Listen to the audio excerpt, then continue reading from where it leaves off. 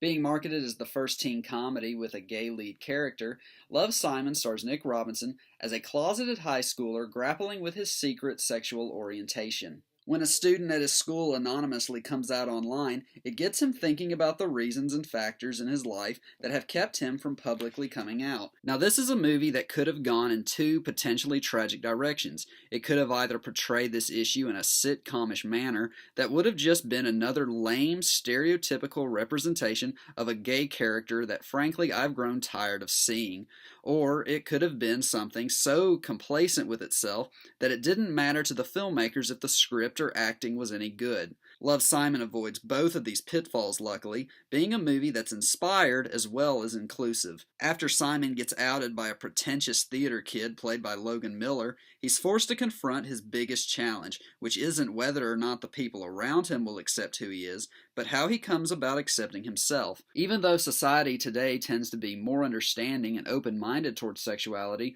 there are still challenges in the way of being true to yourself and comfortable displaying it to other people, and this is a movie that's aware of those challenges. Love, Simon has been reasonably compared to the movies of John Hughes for the way it sees so eye to eye with its characters and its audience. The movie is very funny, and Robinson gives a terrific lead performance, which are things that would work in any good teen comedy, regardless of its agenda. Love, Simon is an excellent movie about self-acceptance that handles its material with the utmost respect and maturity. An offbeat comedy that's full of surprises, Oh Lucy stars Shinobu Terajima as a lonely Tokyo woman with a strained family relationship and troubling past. While taking a class that teaches American English, she becomes infatuated with the unconventional instructor played by Josh Hartnett.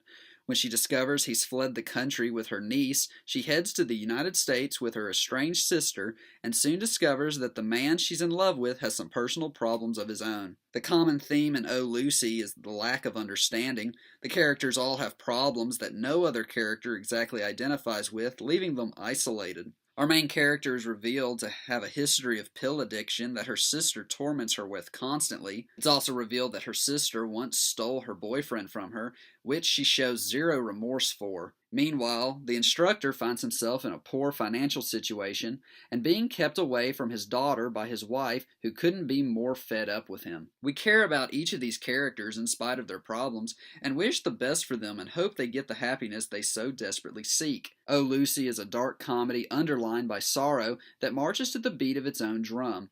It's also a melancholy cross-cultural road movie about people who just need a little compassion in their lives.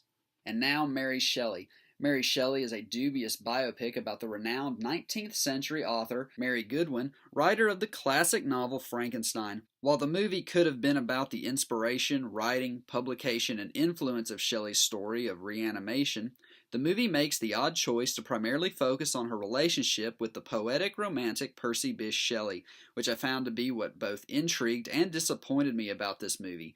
The two are played by Elle Fanning and Douglas Booth. Now, at the time Mary and Percy were together, they were in their late teens and early 20s respectively.